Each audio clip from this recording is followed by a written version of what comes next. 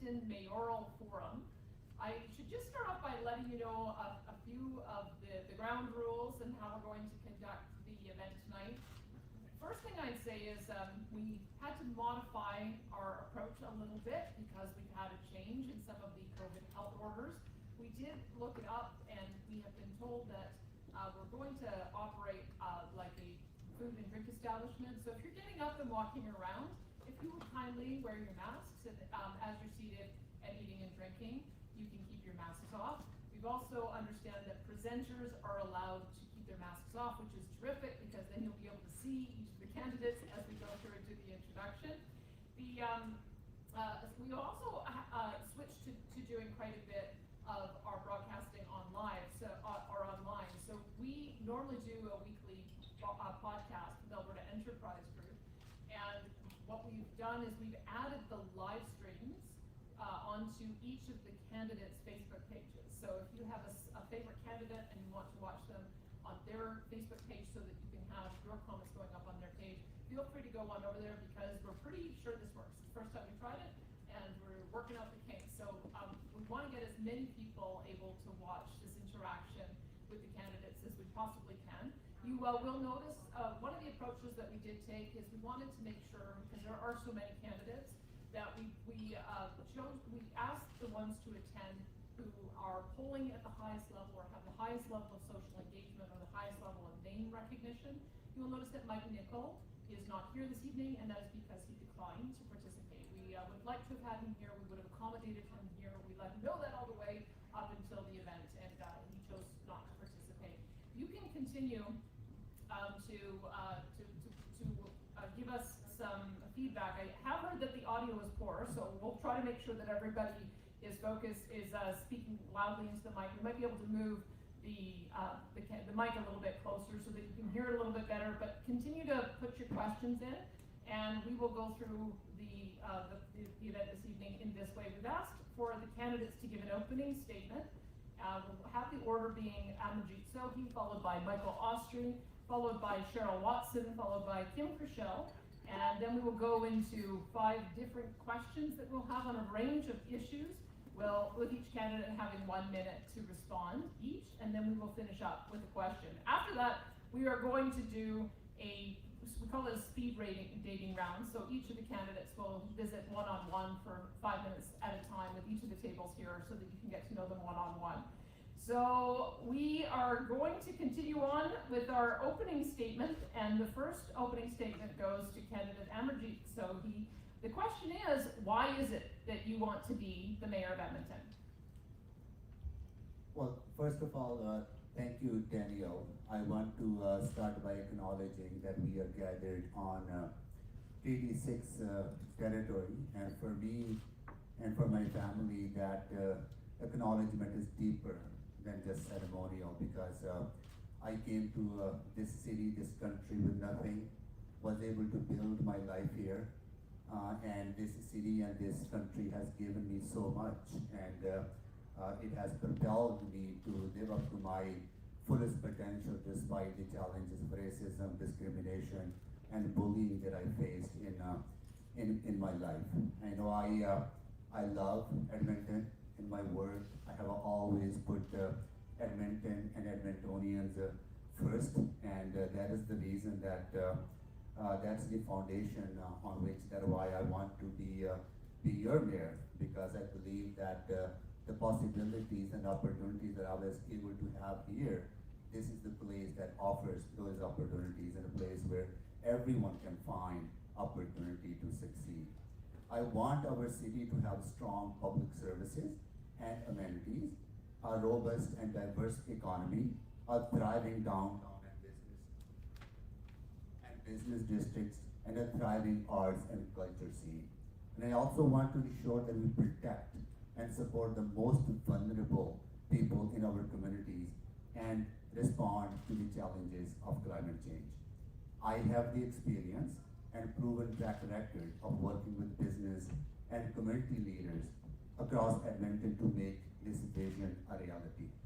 The leadership that I have shown in the city as a city councillor and as a federal minister, many of you were spectics that the LRT, sorry, the TMX will never get built, as Daniel, you forced me so many times that how we get this done. I'm very proud that my hard work is paying dividends to build that pipeline, and it's under construction, and we're going to have open our markets to the international community to get our oil to countries beyond U.S. I want to use that experience of working with the wide range of stakeholders to leverage the connection that I have to bring more investment into the city and make sure that every person has the ability to thrive in this place, because Edmonton offered me that opportunity. All right. That's my goal to do so. I appreciate that. Laura, can you come up? Because I think I need you to move the camera a little bit closer so people can hear. I'm getting some feedback. Laura, if you can maybe come closer, and we might have to just have you go from one person to the next so that we can have the sound a little bit closer. I can't see what I'm doing though. Let's see if we can make this sound work a little bit better for everyone. We've got Michael Osprey up next. Michael, tell us why you want to be mayor of Edmonton. Well, thank you, and thank you for having me, and thank you everybody for coming. This time that we have right now is it's the first time in a generation that there's uncertainty as to where our economic and social successes are going to come from. And we need tested, experienced leadership to help figure that out. When I moved to Canada, Edmonton, 45 years ago with my family, we found a welcoming place, and we've had an unbelievable amount of fortune being here. And I want to give back to the community. I have, I drive myself by values, and it's time for me to give back to the community. Most of you know that I come from a business background. I started a few companies, many companies in Edmonton. One of them becoming quite large, $100 million enterprise, generating over $20 million of income that's being spent in the city of Edmonton. Hundreds of employees, and I also have a background of being on city council. That wasn't as lucrative as my other business, I'll be frank, but I just spent 4 years there, and so I do have, I call it a 4-year university degree in the city of Edmonton. And so when I put that together with my nonpartisanship, I'm not connected to any political party. I know the city councilors, I talk to them on a weekly basis still, and we're going to need to make some really tough economic decisions in the years ahead. And I think I'm uniquely qualified to help move the city forward and to build a place that my kids and other people are going to want to stay and thrive. All right, thank you for that. Next candidate is Cheryl Watson. We didn't need a global pandemic to realize that we cannot continue to lead this city the way we have been. It is time for a fresh perspective. I was born and raised in this city. I grew up in the community of Beverly. I am a proud Northside girl. And I spent the majority of my career working for large, complex, global, Fortune 500 organizations, to name a few, IBM and Intuit, makers of QuickBooks and TurboTax. I've led teams all around the world in 14 different time zones at any one moment. And so while I love this city and have continued to choose it as my place to live, there are cities that are doing things better than we are, and I want those things for our city. I want our city to move forward. I am running on 3 main platforms. Place, it is time for us to bring back pride in this city, a beautiful, well-maintained city. Partnerships, I'm tired of doing other people's work. It is time for our city to focus on our mandate and do it well. And third is potential. I have a background in technology, innovation, and in business, and I want to build a strong, prosperous future economy. I want to build a city that works. All right, thank you. Next candidate, Kim Chriselle. I thank you for having me today, and thank you, Danielle, for being the moderator. I believe our city is at a pivotal point in time, and our next mayor will need to be able to hit the ground running, have a real understanding of how our city works in order to affect change, and an appreciation for what it's like to be an entrepreneur and run a business. And I have that experience. After nearly 2 decades in municipal government, I've spent the last 8 years co-founding 2 successful tech companies. I'm returning to politics now because I care about Edmonton and our collective future. When I left City Council in 2013, building a new downtown arena. We had closed, which I know is controversial with this group, our municipal airport due to tax liabilities.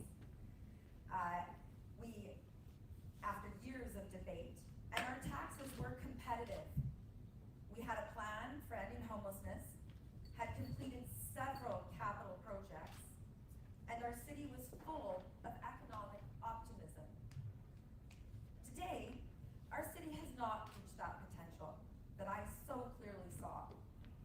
While our new arena is built, we still have not seen the completion of Ice District and all it has to offer our downtown. The Blatchford development on the former airport lands has not achieved its original green building promise. On the big capital projects, our city has repeatedly struggled over the last 8 years to get things built on time and on budget. And economically, our city was challenged before the pandemic hit. Today, we are very challenged. In fact, we don't even know our full fiscal position until after this election. Beyond all of that, our residential taxes for many Edmontonians have doubled, and we've had massive tax increases that are driving business out of our city and out to the region, and in some cases away from Edmonton and region altogether. If this continues, Edmonton is at risk of becoming a have-not city. So I'm running for mayor because I want my 21-year-old to have the same opportunities that my husband and I have enjoyed in living in this city. Since launching my campaign, I've been meeting with countless people, and I have a plan based on 4 core pillars: a vibrant and connected city, economic recovery and growth, core services and maintenance with a focus on customer service, and supports for our most vulnerable. Okay. Thank you. Thank you. Okay, we're going to do a round of questions, beginning with Michael Oshry. The city of Calgary, I'm not sure if the city of Edmonton has done the same thing, but has announced that all of their staff have to be vaccinated by October the 18th, or they will face discipline and potentially firing. So first question, do you support mandatory vaccination of city workers, and do you support a vaccine passport? So I put out a press release yesterday on this issue, and I believe in science, and I don't think science is negotiable. Gravity is not negotiable. Airlines flying around are not negotiable. I don't think we can force anybody to be vaccinated who doesn't want to be vaccinated. But that being said, we've been waiting for the vaccine to stop shutting down businesses, putting on masks, all the other things. So our plan is that if someone chooses not to be vaccinated, whether it's a city employee or a citizen of the city, and they want to use a city service, a building, or they want to work for the city, they're going to have to get tested every day at their own expense on a quick test. And that's, we need strong leadership. We can't, pussyfoot around on this. We can't try to pay people $100 at a time. Like we got to step up and do something. But again, we can't force someone to stick a needle in their arm. But we can encourage them through other means to get vaccinated, or make the onus on them, not the vaccinated people, to kind of go through the hassle of participating in our society. All right, Cheryl Watson, do you think city staff should be fired if they do not get a vaccine, and do you support a vaccine passport? I'm pro-vaccine and I'm pro-proof of vaccination. What frustrates me is that we have 3 levels of government that all are saying different things. We have confused citizens, we have confused residents, and not only that, we have put the burden of COVID decision-making, COVID impact, directly in the lap of businesses. So we are having businesses, entrepreneurs, and residents that are confused and are bearing the major brunt of that decision. All right, Chriselle, vaccine passport, yes or no? And should city staff be fired if they don't get vaccinated? Yes. And I've got to say that I'm super frustrated with the fact that the province of Alberta has not taken a strong stand on this issue.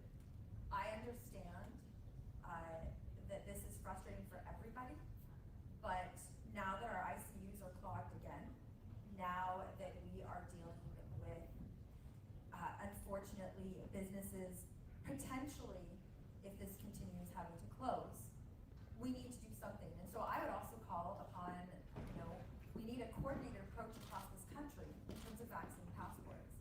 And the reason I say that is because for my business and other businesses, we are eventually going to have to travel. And we're not able to do so if we have confusion. And if, as much as I appreciate freedoms, you know, we don't have the right to drive on the left-hand side of the road. What happened to everybody doing their part and trying to protect your fellow neighbor, to try to protect the healthcare workers? So yes, I do think that we are going to have to go in this direction, and it's truly unfortunate. Okay, last question to Amarjeet Sohi. Do you support vaccine passports, and should city staff be fired if they do not get vaccinated? I am deeply troubled by the behavior of those who can but refuse to be vaccinated. They need to understand that they're causing collective harm, not only to our healthcare workers, our communities, but to our economic well-being. If I'm elected as your mayor, I will make sure that the city is leading by example. I will work with the council to require that city employees be vaccinated if they're medically able to do so. I also call upon the provincial government to implement a province-wide vaccination passport immediately. If provincial government does not show leadership, I will work with council to make vaccines mandatory for those seeking city services. Okay, thank you. We've got next round of questions. Cheryl Watson will begin. You've got a new city manager. When you would give direction, what would you ask him to do? Would it be focusing on raising new revenues, generating new revenues, or focusing on cost control? We have both of those problems. We have a spending problem and we have a revenue problem. But here's what I would actually ask Andre to focus on is we need to create a culture change within the city of Edmonton. It is time for us to create a yes and organization that really comes from the position of business, comes from the position of the residents that are so reliant on their services, because that is not the environment now. Back in 2000, I worked for a company called Intuit, I mentioned that. We were building a 100,000 square foot building on a piece of land, 10 acres that we had just bought. We wanted to transform that part of the city. Here's the rub. We needed to move in 6 months. That's the speed of business. At that time, there was a mayor who believed in yes and for business. And 6 months later, that mayor helped us move a barricade off a brand new road.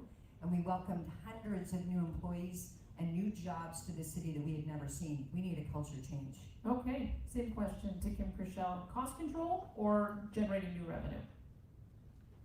Well, I think we have a spending problem in the city of Edmonton, and our city manager is definitely going to need to be empowered to focus on that. I also have talked to many city employees about the toxic work culture, and so we need to empower our frontline workers to be able to make decisions. That's part of the reason why our permitting is taking so long. So I think we need an empowerment approach for our frontline workers, and we need to make some cost-cutting measures. Okay, Amarjeet Sohi, would you focus on generating revenue or focus on cost control? Well, my first conversation with Andre is going to be there is several things that we can do to control spending and handle spending at City Hall. We need a fundamental cultural shift, as Cheryl has talked about, and we need to empower our employees to seek efficiencies and improve services. I will also work with Andre to set benchmarks in areas such as overall employee per capita and staff per supervisor. My approach to social procurement will ensure that external contracts are given to companies with the ability to execute and deliver value to the community. If elected, I will work with Andre and his administration to establish a robust approach to engaging Edmontonians in reviewing city budgets, their number of models, including citizen panels. All right, Michael Osher, you get the final word here on, do you want to focus on cost control or revenue generation? Thank Your you. mayor. What my friend Amarjeet here didn't mention is his plan is an 8% tax increase. The city of Edmonton does not need new revenue. Our budget, when I left it. Show me the facts. Show me the facts, Michael. Let Mr. Osher finish and then we can do a round where You should never mislead Edmontonians. Okay. So let me finish and then I'll show the facts. Our tax revenue, our budget in 2017 when I left was 2.7 billion. It is now 3.1 billion. So in the last 4 years, during COVID, during a low growth phase, our taxes have increased exponentially. Our expenses are going up, our services are going down, we don't need more revenue, we need more efficiency. So what I would do with Mr. Cobo is sit him down and say, look, I'll get support on council, we're gonna streamline the budget, and I'm gonna say to him, you get the budget down, we've committed to a tax decrease over the next 4 years up to 2%, which is totally doable, it's $40 million on a $3.1 billion budget. And I'll say to him, you do it, and if there's any pushback, I'll have your back, and if you don't do it, I'll find somebody who does. So that is my plan for going forward. To answer Mr. Sohi's question, I'm gonna need more time for this, but I'll give you some numbers. How about I do a This is follow-up? interesting. Let me- Somebody make accusation No, on the stage, he- but they can't prove it he- because they need more work How about to we do. do this? That tell you what kind of lack of leadership. We'll do that a is. follow-up question so that you each have a chance to answer more specifically. So, Mike Washington has mentioned that he would have a 2% tax decrease. Let's talk about specifically about taxes. What would, Kim Chriselle will lead this one. What would you do about taxes? I'm calling for a 0 and a 0, so hold the line on taxes, and then a full review of our residential, but more in particular our non-residential tax rate, which is how we tax business.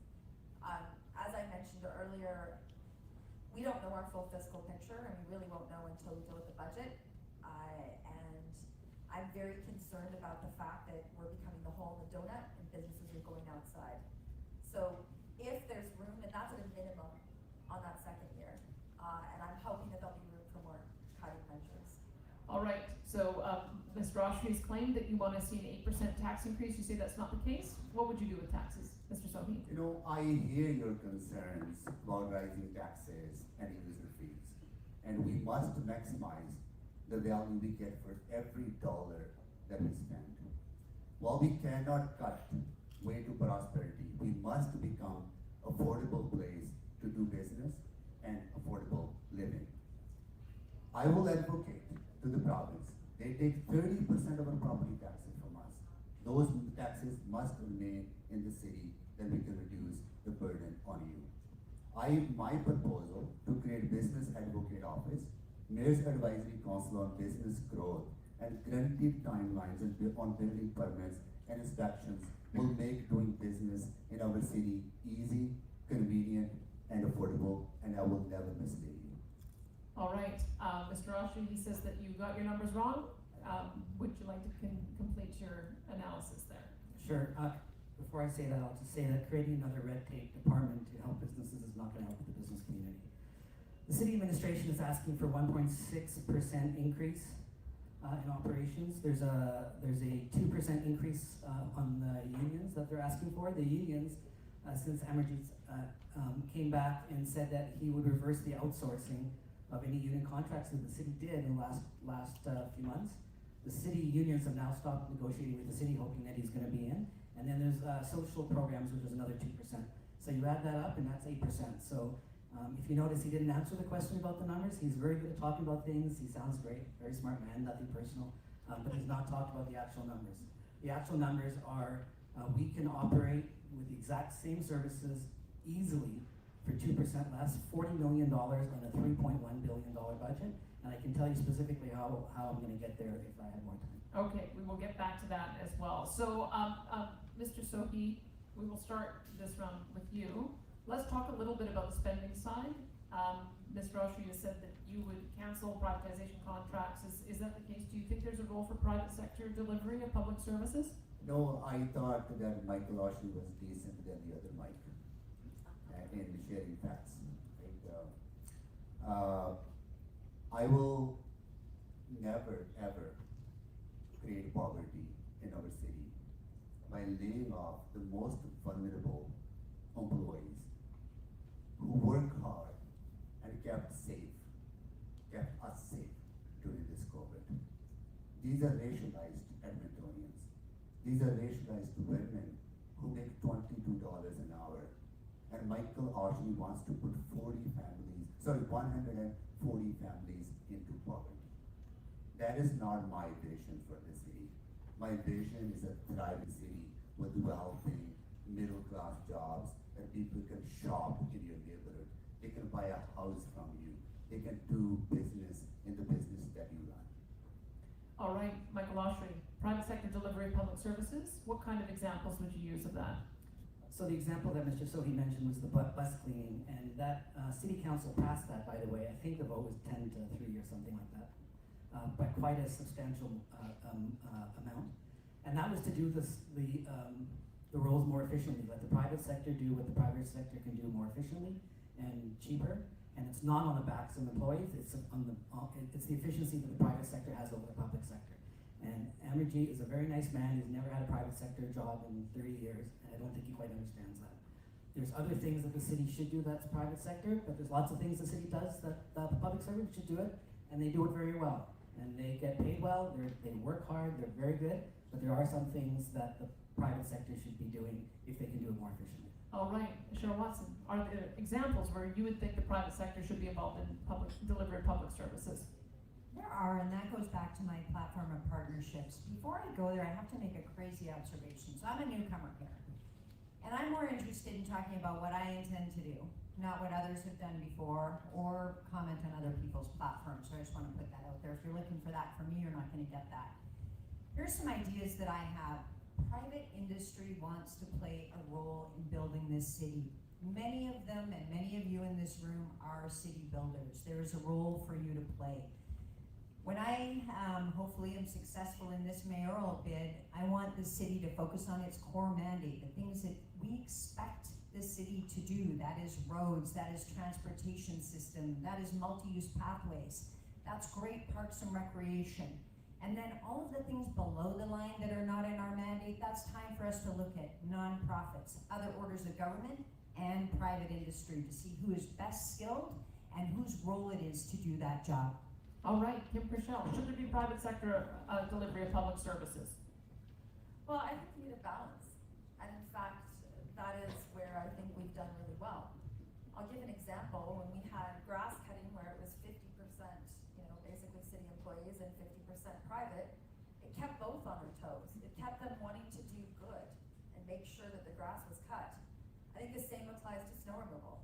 I'll tell you one thing that we learned, a hard lesson, was that in the boom times that we all remember, we privately contracted out most of our snow removal, and I'll tell you what, we weren't able to plow any roads in Edmonton, and it was pretty bad.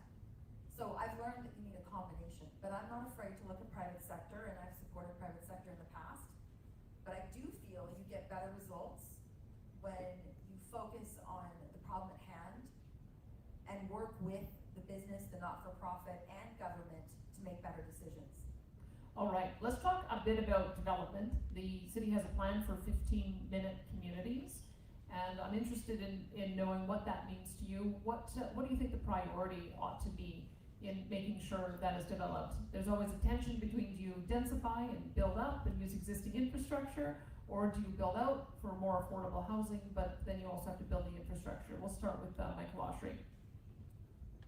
Well, thanks. It's like many things in the city, it's a complex situation. So after I left city council, I started another company that financed infill builders, because I do see the value in what we need to infill in the city and how it creates efficiency. But we also have to allow people, if they choose to live in the suburbs and they want a new house in the suburbs, if we don't in Edmonton, people are going to go live in Beaumont and Spruce Grove and use our services for free. So there has to be a balance. I know the next million people that move here, about half are going to be infill, half are going to be outside. Our big infill opportunity is Blatchford. It's a disaster. The city has spent $200 million trying to develop that. We need to keep the same green vision. I have no problem with that, but the private sector couldn't do that. The city has spent 12 years, $200 million. There's 20 townhouses built there.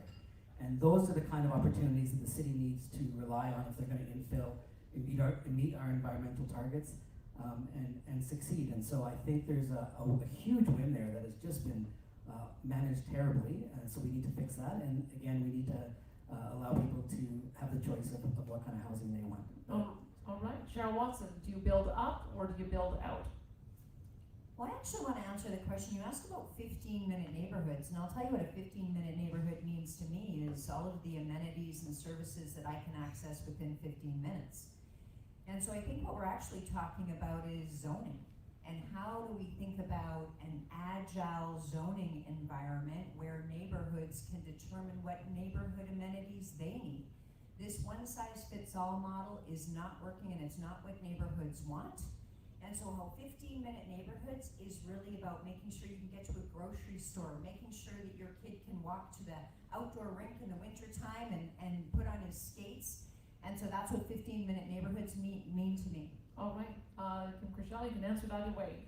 Your vision of a 15-minute neighborhood, or you can talk about the balance between building up or building out. Well, I happen to live in a 15-minute neighborhood, so I do enjoy that, and I think it would be great to have more of those types of developments, but I also recognize we need a balance in terms of the type of mix of infill and development. Certainly, I want to talk briefly about the Blatchford development. You know, I did a lot of heavy lifting when I was on council and put my election on the line in 2010 on that particular issue, and I honestly am shaking my head today wondering what happened on Blatchford, because it hasn't really reached its potential. So I'm hoping that we'll be able to do something, whether that's private sector or what we need to do, but it's disappointing. In terms of development, I think we also need to offer different types of housing. One thing that we don't have a lot of housing stock on is multi-generational housing, which is going to be a big deal. And the reason I say that is because as we get more immigration and successful immigrants who come here and create jobs and opportunity, they want multi-generational housing, and we don't have a lot of that in stock. So I think there's things we need to look at and improve. But infill, I do have concerns around how we're doing it, and I think we need to look at some architectural guidelines, and I think we need to do better. All right, Amaji Sohi, what's your vision for building up or building out? We announced our 15-minute community policy a couple of weeks ago. I encourage all of you to look at it, because I want to encourage local living, and I want to encourage people to do business and shop in local stores, because that's the kind of vibrancy that we can create, at the same time building more sustainable, compact, and climate resilient communities. I also believe that people should have a choice. If people want to live in a mature neighborhood, we need to encourage infill. That infill should be quality infill. And we need to continue to develop our suburban neighborhoods that as our population grows, people want choices. I was one of those who started at the bottom and worked my way up. Nothing was given to me, nothing was handed to me in a silver plate or a gold, whatever that Michael Oshie had, right? So, so it's really understanding that we need to have choices for Edmontonians.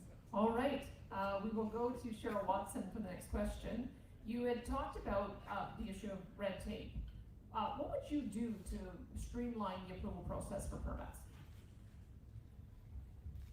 I think that all of us on this stage have heard the need or felt the need to have a better system of permitting and licensing.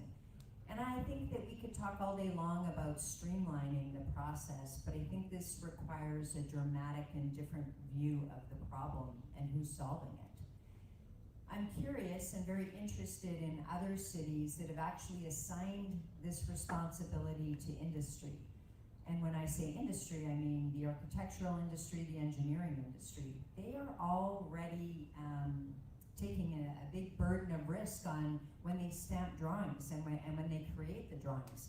And then we ask another organization to go and assess their work again. And so we do have the ability actually to solve this problem in an entirely different way, because I could say 25 days or 24 days or 23 days. Let's look at the problem and solve it in a very unique way. All right, how do we streamline the approval process, Kim Chriselle? Well, I think I take a three-pronged approach. The first is looking at innovation. We have technology we can use. In fact, the city actually created some.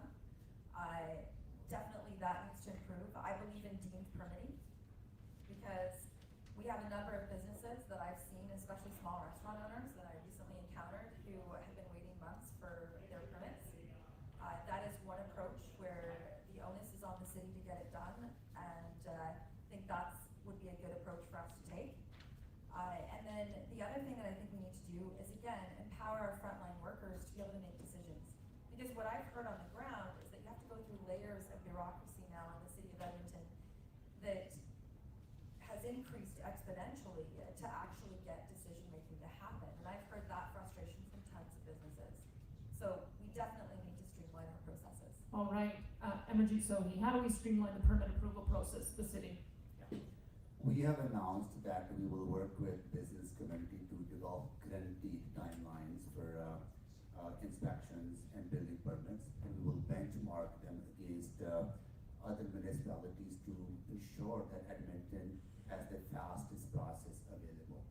I also announced the creation of the Business Advocate Office, one-stop shop that you business people do what you're good at, creating jobs. You should not be navigating 6 different departments in the city to get business done. And I firmly believe that the creation of that Business Advocate Office not only will create efficiencies within the city, but also help change the culture of this organization from being an obstacle to a yes. All right, last comment on this question to Michael Autry. What would you do to streamline the permit process? First, I'm just going to answer my friend MRG. I started my company with $10,000. I was living in a basement suite off White Avenue, bought some furniture from IKEA, and now it's a multinational company. So Good for you. thank you. So permitting now. Yes, the city needs our plan is a 30-day automatic permitting. If somebody comes into the city with a business license application or a development permit application, they've checked all the boxes. The city has 30 days to approve, or it's deemed approved. You know, the stamp drawings, the liabilities on the architects, the engineers. The city doesn't need to take that over, and we need to hold the city to do that. So that's one way of doing it.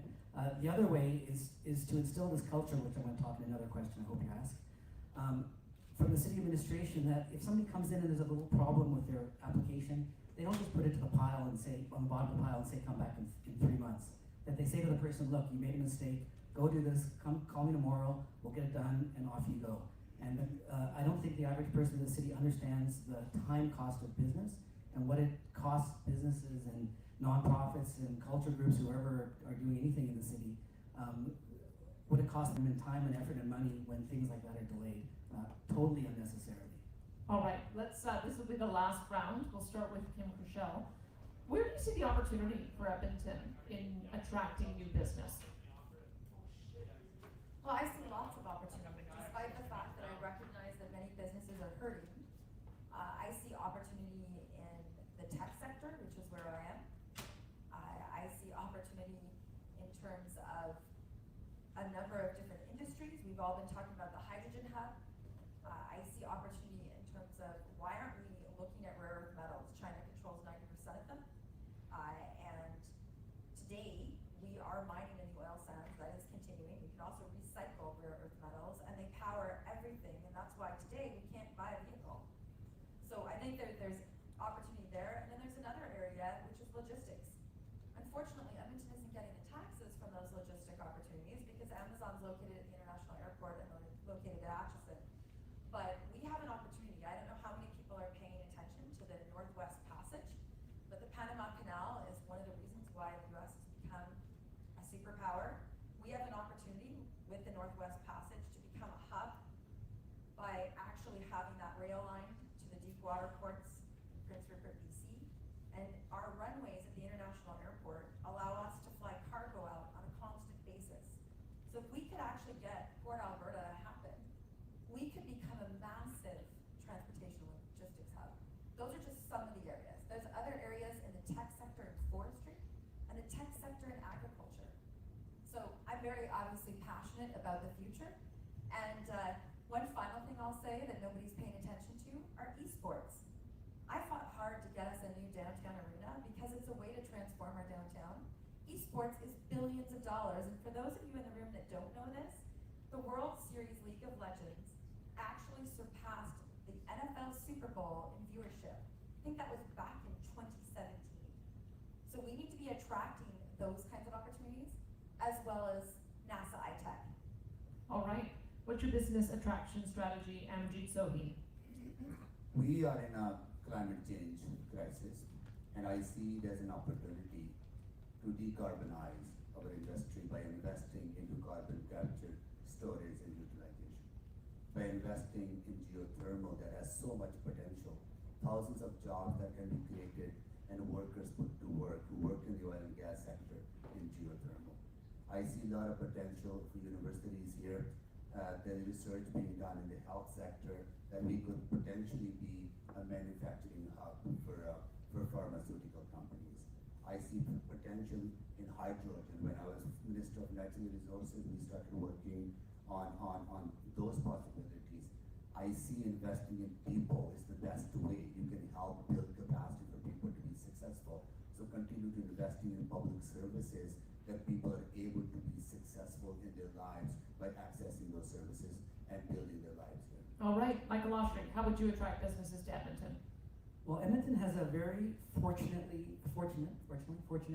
very fortunate to have a unique business culture and diversity here. 30% of our workforce is public servants, hospital, healthcare, government.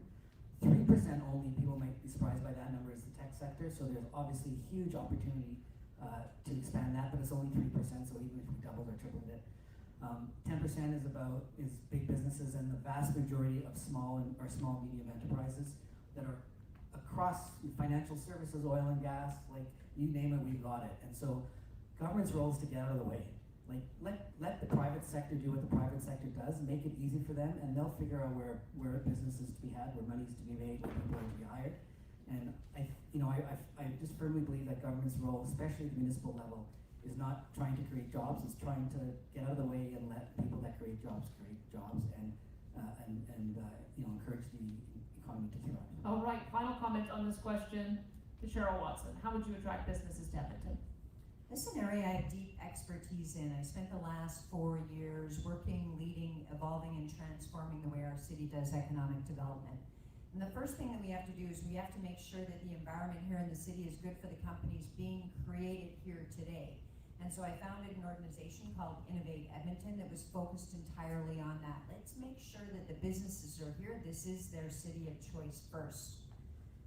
The second area that we need to focus on, we need to stop competing with Calgary. When you look at the global environment, Edmonton and Calgary together are just a speck.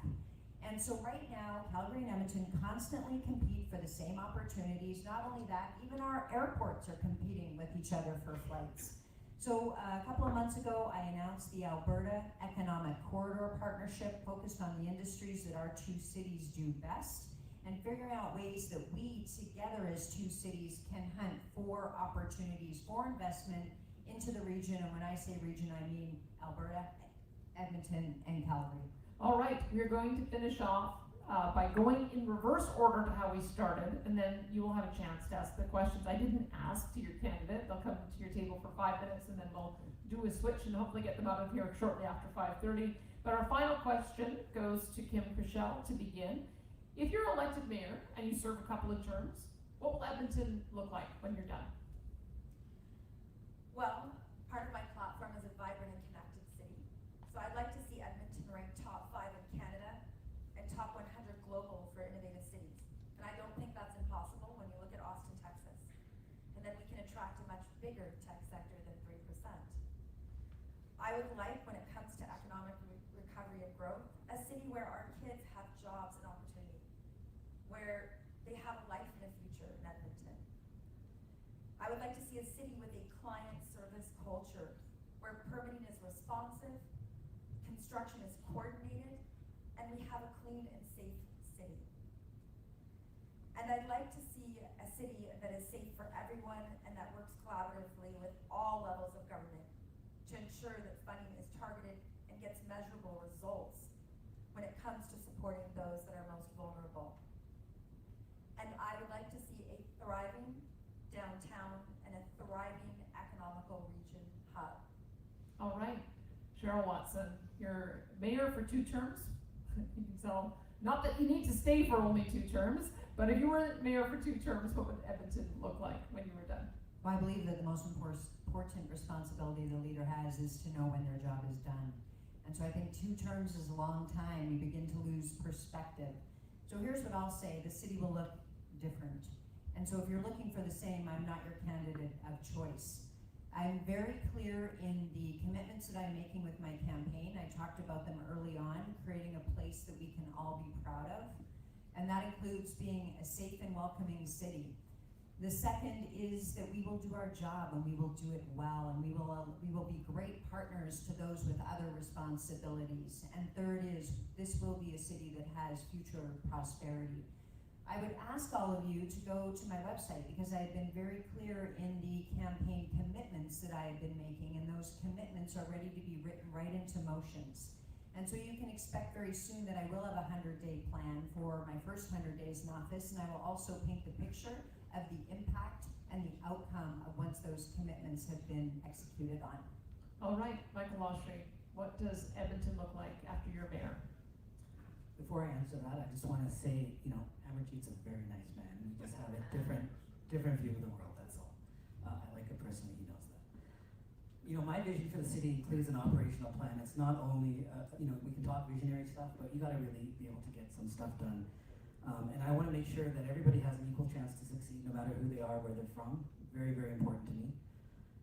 At the end of the day, people stay here, thrive here, wanna live here for a variety of different reasons. The economy, of course, our education system, reasonably priced housing, a vibrant downtown, cool, interesting things to do, festivals, River Valley, all that kind of stuff. And so we have to keep building the city and putting money and time and effort into all of those things. And then we need an efficient public service. And we have to make sure that they're doing their jobs and doing it as efficiently as possible. And the culture of the city here in general is people will help everybody. People, you ask someone for some help, they'll help you. And it's very important, and it's a very unique thing that we have in the culture of the city. And my vision for that is to have that also in the city administration. And so the city administration will go to a business community, cultural groups, ethnic groups, nonprofits, and say, what are you building and how can we help? All right, Amarjeet Sohi, you finished your time as mayor. What does Edmonton look like? Well, Michael Lawson is a nice guy too. We get along really well. I'll tell you the secret why he said those all things once we get through the election. Within 4 years, I would like to see a more connected, inclusive city, free of racism and discrimination. Within 4 years, I want Edmontonians to feel safe downtown and throughout our city. In 4 years, our businesses will be back on their feet, thriving again. And we will be on a solid path to build a more innovative, greener, and diversified economy with well-paying jobs. In 4 years, our arts and culture scene will be pulsing with energy and innovation.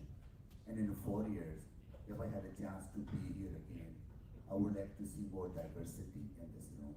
I would like to see more successful women business leaders in this room. I would like to see more ethnic, cultural, racialized business leaders in this room, because that's what we are, a diverse city. Let's support each other so we can be successful together. All right, and on that note, I would ask the candidates to mask up as they make their way to various tables. If we can get everybody sort of congregating in 4 sections so that we've got kind of roughly equal number of people to visit with each candidate. And once we've got everybody seated, I'll start the clock. We'll go for 5 minutes and then we'll do a switch. And we'll end the live stream at this time. Thanks for